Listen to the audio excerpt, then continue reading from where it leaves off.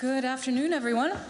We've finished with the NATO Defense Ministerial, and the Secretary General will now deliver a statement about those meetings, and then we'll take your questions. Good afternoon. And it has been a very busy 24 hours.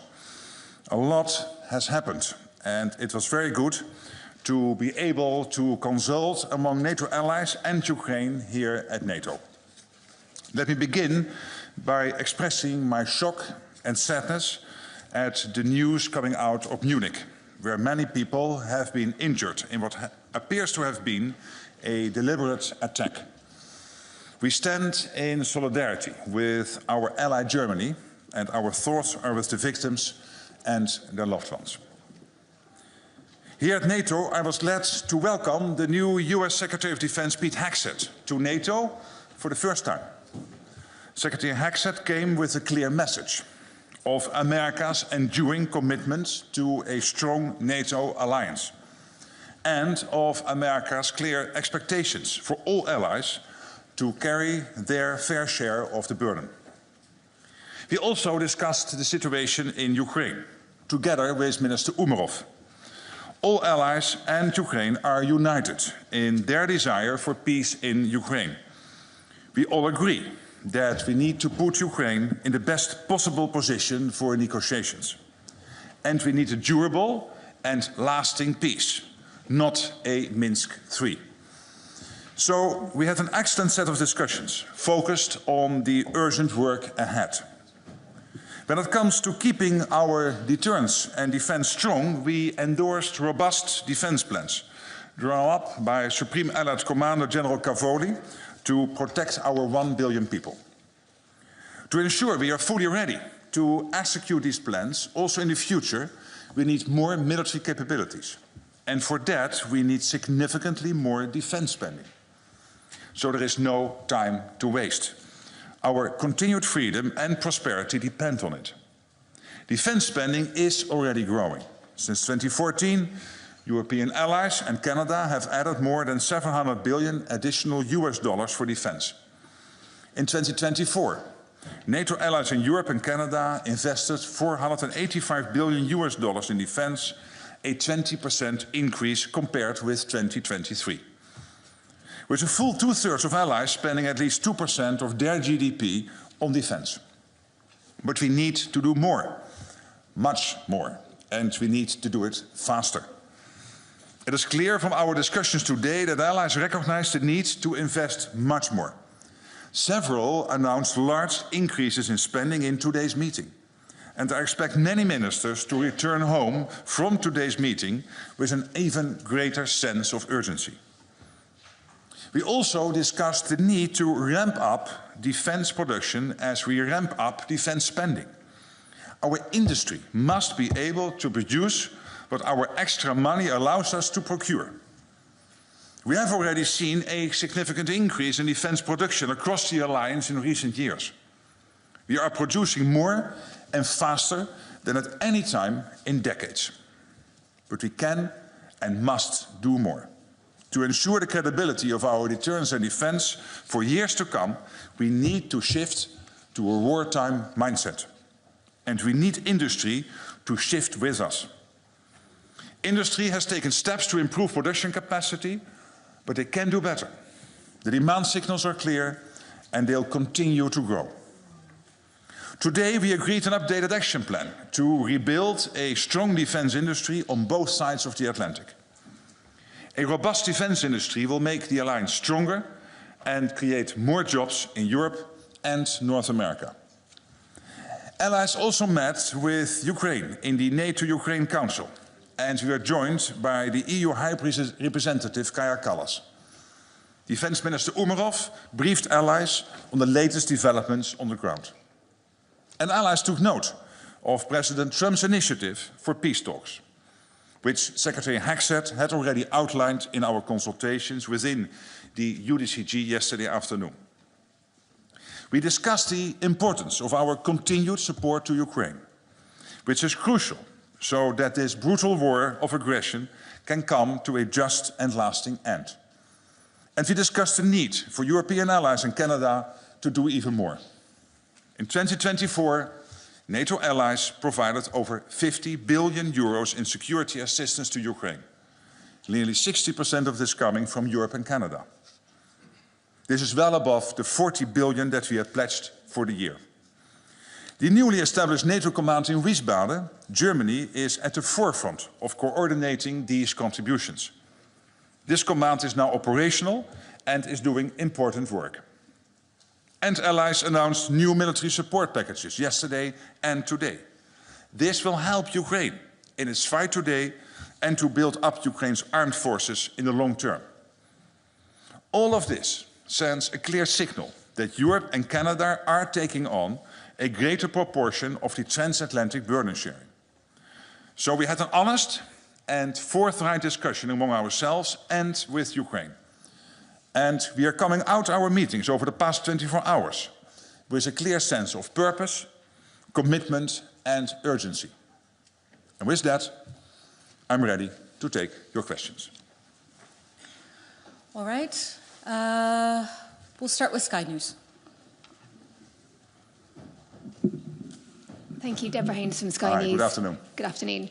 Are all NATO allies united behind Ukraine in this, what President Zelensky has said, this belief that no negotiation on ending the war can take place without Ukraine at the table? And are allies united that Ukraine cannot be forced into an agreement unless it actually accepts the conditions? What we are clearly united about is that, first of all, we have to make sure that when talks start, Ukraine is in the best possible position. And obviously this is about Ukraine, so Ukraine will be involved in any way and whatsoever. And at the same time, we are also in total agreement that an outcome has to be durable. As Pete Hegseth, the Secretary of Defense, said yesterday, we cannot have a Minsk III again. So whenever the outcome is there, we have to make sure that Putin will not try to grab another square mile, kilometer of Ukraine. All right, we'll go to Reuters. Thank you very much, Secretary General. You have said repeatedly that Ukraine needs to be put in a position of strength before talks could start.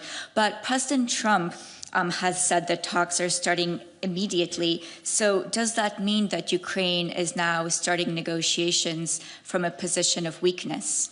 No, and I do not completely agree with you, because what will happen, of course, even if talks start, they will not end on day one or day two.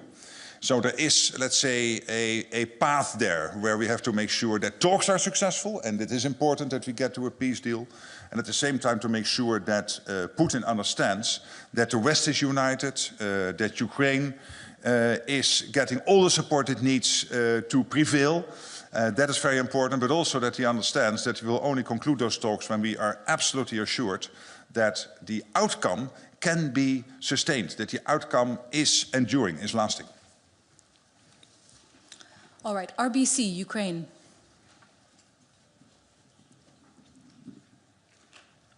Milan Lilic, RBC Ukraine News Agency. Secretary General, do you believe that Vladimir Putin really wants to end the war now, as President Trump said it yesterday? Thank you. Well, I don't know what is exactly in President Putin's mind, of course, neither can you. I have had many meetings with him between 2010 and 2014 in my previous role. He is a strong negotiator. He is very unpredictable. But in the end, if we want to get to a peace deal, we need him there because he was the one starting this war of aggression against your country. So we have to make sure that we navigate those talks in a way that the outcome is such that it is clear to the whole world that there is a strong deal, that also the Indo-Pacific countries like China, but also a country like North Korea, and even in the Middle East, Iran, know that it is the West which is prevailing. BBC. In the center, we'll get the mic too. Thank you, Secretary. Your voice is so commanding, you don't need it. Yeah, Jonathan Beale, BBC. Hi. Boris Pistorius, the German defense minister, said it was regrettable that the Trump administration had made concessions before negotiations had begun. Similar message from the EU Foreign Policy Chief, Kaja Kallas. Not a good idea. Would you agree with them? Well, I'm not in the position to comment on everything everybody is saying, but I would not be surprised about President Trump's views on this. He has been clear during the election campaign, and we knew for a couple of days that talks were imminent, at least that a phone call with President Putin was imminent, and that phone call took place yesterday. And now we have to make sure collectively that we do everything to make sure that we get to a lasting outcome of those talks. All right. Moscow Times, please. Thank you. Secretary General, many experts say that after yesterday's President Trump's speech, that the agreement, if it might be signed, the peace agreement, if it might be signed in the way, in the tone which was articulated by the Washington, will make Moscow and President Putin stronger, and it might lead to President Putin's decision that he can challenge some other countries. If yes, do you agree with this, and who he might challenge or attack, as experts say? Well, I have not seen the outcome of peace negotiations. They have not even started. What I know is that all allies here today, and I know that the White House thinks the same, are of the opinion that we have to make sure, yes, that there is peace in Ukraine, that we end this awful situation, this war of aggression where hundreds of thousands of people have now been dead or seriously injured on both sides of the border. And it is really horrible.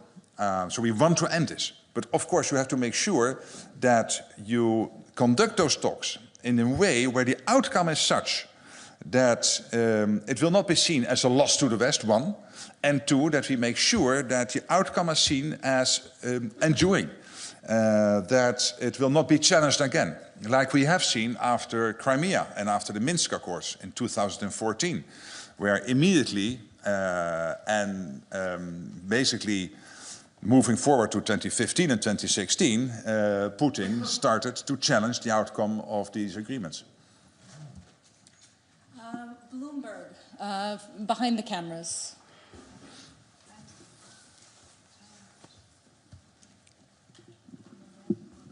Secretary General, this is Andrea Palesciano from Bloomberg.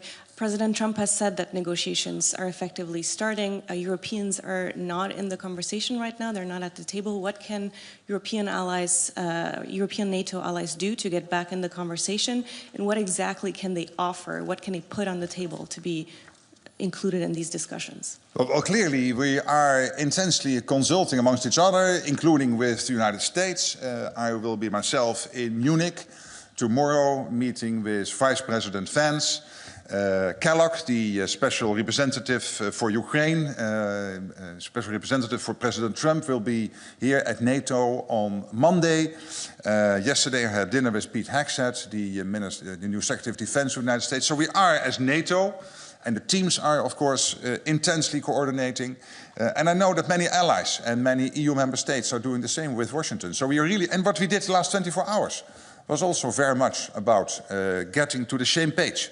And this is a democratic alliance. You do not always start with concurring positions. But in these 24 hours, what I have seen was a tremendous sense of unity and of convergence of views, and maybe not on everything and every detail, but still an alliance moving united forward.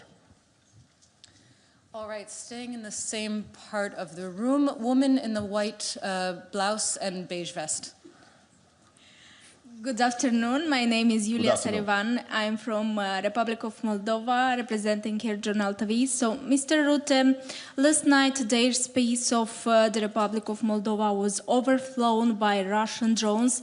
Some of them even exploded on the Moldovan territory, which is very serious and endangers the lives of our citizens. What can allies do to help Moldova to protect its airspace? Because it's really dangerous right now, and as we speak, Moldovan citizens are in danger. Well, as you know, many allies, I hosted Maya Sandu, the president of Moldova, here myself in late 2024, I think it was in December, So we are having a lot of talks and consultations. And many allies are also bilaterally supporting Moldova. The European Union is very much involved because we all care about your beautiful country. And to make sure that you prevail in this ongoing, let's say, yeah, you would call it hybrid in the past, but this is really destabilization campaigns and sometimes even state-sponsored terrorism against your country. And this is what we are doing, working together on this, consulting, and making sure that we are on the same page. That is very important. All right, and just behind her, Frankfurt Allgemeine Zeitung. Thanks a lot, Thomas Kutschka with Frankfurt Allgemeine Zeitung. Secretary General, yesterday the US Secretary of Defense also said that in the future Europeans need to take ownership of their own, as he said, conventional security. How do you read this? Does it mean that we should expect the bulk of the US forces in Europe, which are about 100,000 at the moment, will be withdrawn from the continent? Did you discuss this with him? Did you get any assurances?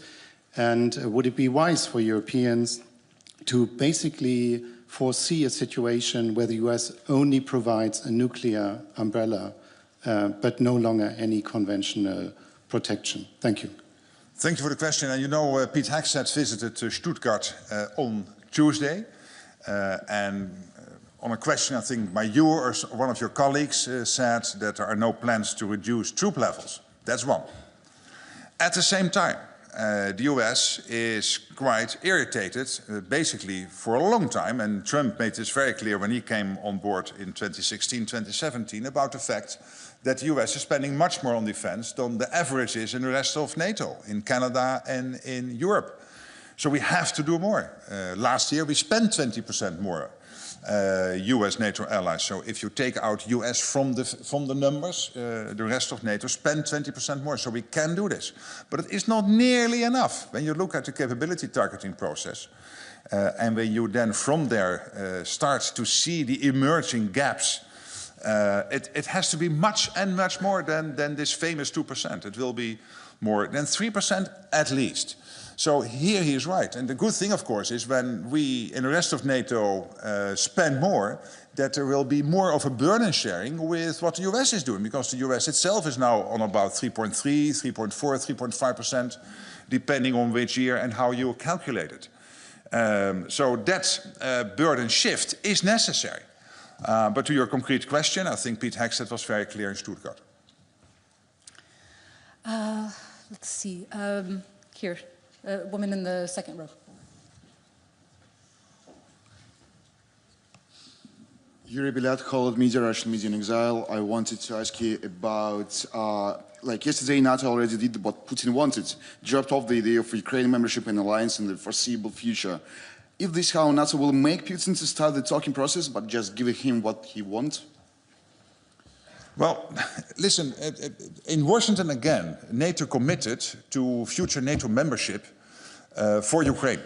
But it has never been agreed that whenever peace talks would start, that peace talks would end anyway and always and definitely with NATO membership. That has never been agreed.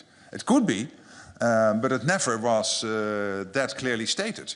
What I consistently have said is we have to make sure that whatever the outcome is, we have to make sure that Vladimirovich Putin will never, ever try again to attack Ukraine. That is crucial. And then you and I, as I said yesterday, we can spend time, and not for a long time, I think in 10 minutes, we can think of 5 or 10 ways to make sure that we have those guarantees in place for Ukraine going forward.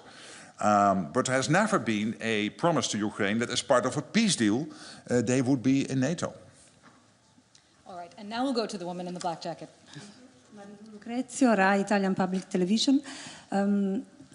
US Secretary of Defense said that US are interested towards Indo-Pacific and China more than Europe. So European Union states they are a little bit concerned about this. What do you think about? Spend more. Spend more. And those not on 2% get to the 2% by this summer. And those on 2% prepare for much, much more. And it will be north of 3%. Because what is behind this is two things. One is the genuine issue that the US has to concentrate on multiple theaters, including on the Indo-Pacific. Absolutely. China, etc. It is a great worry for them. And rightly so. But also a continuous debate they're having with European allies. Hey guys, we are spending over 3%, 3.5% on average in the US, and you are close to 2% or not even at 2% in the rest of NATO. So they are right. They have every right to be extremely irritated because we are saying, yeah, but spending more, that might mean maybe saving somewhere else or increased taxation or, yeah, hey, guess what? That's the same for the US. When you spend 3.5% on defense, then you cannot spend it on your pensions or you cannot lower your taxes by that amount. So they're absolutely clear. So I think these two things come together. The US has to concentrate on Europe, yes, but also on other issues. And by the way, when it comes to the Indo-Pacific, and many allies today made that point, these theaters get more and more interconnected with North Korea, China and Iran backing up Putin, particularly North Korea and China being over there in the Pacific region. As I said before to you, I have sometimes more phone calls coming out of Korea, Japan, Australia, New Zealand from senior politicians there than from some NATO allies. So they're really worried about what is happening there. They want us to work closer together. And I also said today, if the US, rightly so, sees China and other emerging situations in the Indo-Pacific as an emerging threat to that country, then we have to face that together. Not that NATO is now expanding to the Indo-Pacific, but then you have to work together as an alliance how to make sure that those security threats of the US are also a concern for us here in Europe. NHK. Sachio from NHK, the public TV station in Japan, thank you. Kind of following up on my colleague's question, do you expect the IP4 countries to be spending more on defense considering these situations? Well, of course, what I'm really doing in NATO is to make that push for more spending. It's not up to me, of course, to advise Japan or Korea or Australia or New Zealand on their spending levels, but your country has now a prime minister and a foreign minister and a defense minister. The defense minister is defense minister, and the foreign minister and the prime minister are former defense ministers. So you have the three most involved politicians in the cabinet really being very much, and I was on the phone with the Prime Minister recently, and we totally agreed on the importance of working together. But of course, it is not up to me to now even move outside NATO territory and start to lecture the whole world that they have to spend more on defense. All right, we have time for just a few more. BBC Russian service. Thank you very much. Firstly, just to follow up, you thought it was clear that this call that happened between Putin and Trump was imminent and you knew about this. Should we take it as a sign that you and other allies knew beforehand, before this call happened, that like Trump was going to talk to Putin? And do you think that the position that he shared with Mr. Putin, was it just American position, or was it, you know, like something that everybody agreed on? This is my first question. So I first answer that question, okay, then sure, we go to your second question. Sure. Now, what I said is we always knew that this week that call was imminent, not exactly at that particular time slot. It's not that detailed that we consult with each other, but we knew a call would happen soon. It was imminent, and teams are consulting each other. That doesn't mean that we always consult in detail about all the talking points in each of the phone calls each of the leaders within NATO is making. But of course, there is a large sense of sharing what each of us is doing. Okay, and my second question is, President Zelensky said today that there's a huge risk that the negotiations and just the conversation about the future of Ukraine and Europe could turn into bilateral US Russia conversation. And I think it's not a secret that Vladimir Putin wants to see something like the second Yalta, you know, like the situation where he sits with an American president and they decide on the fate of the whole world. And it feels that in the last 2 days, the risk that Europe will be excluded, Europe and Ukraine will be excluded from this conversation became much higher. What do you think about this? Well, first of all, the first one President Trump called after he was on the phone with Putin was President Zelensky. They talked for an hour. Tomorrow, President Zelensky will meet with Vice President Vance. I will myself have talks tomorrow with President Zelensky in Munich. So we are closely coordinating between the US and also Ukraine and, of course, European allies. All right, and just behind her, the blonde woman. Tanja Komarica, Serbia. What are the key challenges in NATO's relation with the non-member countries in the Western Balkan, and how does NATO plan to strengthen cooperation with these countries? Well, obviously, we are very much involved, as you know, in Kosovo through KFOR. We are also closely following and being helpful, trying to be helpful in Bosnia-Herzegovina. I myself have excellent relations with all the leaders in the region, thanks to my previous role, including President Vučić of Serbia. So we are in constant contact, making sure that whatever we can do to contribute to stabilizing the region, we do. We have just had the Kosovo elections. The electoral committee still has to decide, I think, on the exact outcome, but we have seen the trend. It might probably mean that you will have a coalition now in Kosovo.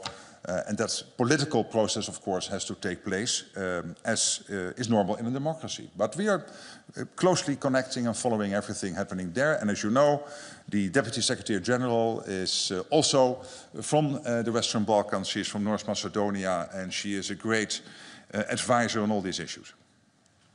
All right, Echo. Artem Serin, ECHO. So if, as we see, negotiation may start soon, maybe in this half year or year, does that mean that member states are effectively accepting the suspended status of the annexed territories? How does it align with statements supporting Ukraine's sovereignty? Does that mean that NATO accepts all these territories are controlled by Russia forever? Well, again, what I said before, we want peace. We want to make sure that when the talks really get underway, that you guys are, sorry, the Ukrainians, but I know you're in exile. I'm not sure whether you live in Ukraine now, but at least that Ukrainians are in the best possible position to conduct those talks. And that whatever the outcome is, that we make sure that it is the full stop. And that Russia will never try again. And really are consulting with our allies here in Europe, with the Canadians, and particularly, of course, with the Americans. As I said myself, I will have many meetings with senior American officials in person in Munich and here in Brussels, but of course also on the phone. And that is important. So that, because we all have that wish that we will get to a durable peace in Ukraine, but that we try to do it in a way that it is indeed enduring, lasting. And of course, President Zelensky himself is very much part of all those conversations. All right, gentlemen in the front and center. Raf Sanchez, NBC News. Secretary General, you said the NATO alliance is united around the goal of putting Ukraine into the strongest possible position going into these negotiations. But did Secretary Hegseth explicitly confirm to you that that is the American position? Because the way President Trump was speaking yesterday, it sounded to many people like he sees the United States as essentially a neutral mediator in these talks. No, but you know that the US is one of the biggest suppliers of military aid into Ukraine, which is still ongoing. And what is very important, of course, here is that going forward, and I've said that before, I expect the US for the European allies to take a bigger share of the financial burden. That might be the case, and I would not be surprised, because the US has paid a lot of money. And luckily, over 2024, what we have seen is that now the European part of NATO is taking about 60% of the burden in terms of the money involved. And going forward, I expect the US to, for the Europeans to step up even further. All right, and final question. Gentleman in the beige jacket. Secretary, thank you for this opportunity. Secretary Hegseth said yesterday that the idea of putting boots on the ground involving the US troops in Ukraine is off the table. Do other NATO allies share the same idea? And if NATO is not involved in this type of security guarantee for Ukraine, what can we expect from NATO? Because we're fighting that war. Yes, I understand that. But why do you guys want to discuss in a press conference the exact configuration of what a lasting peace deal would look like? Including this, and you were right on this, the security guarantees which have to be part of that. Because, as I said before, you can have many discussions on how to do that. It could be NATO, it could be not be NATO, it could be individual countries helping. There are many ways to do that. But to go into that in detail, the only thing we will be doing is informing Vladimir Putin. And he is sitting in that reclining chair listening to what I'm answering to your question if I would give you the answer in full. And I won't, because I don't want to make him any wiser. That's exactly what the US Defense Secretary done. What he said is he made very clear the US position on yes or not NATO as part of a peace deal. And he is totally entitled to do that. Thank you so much. Thank you so much. That's all we have time for.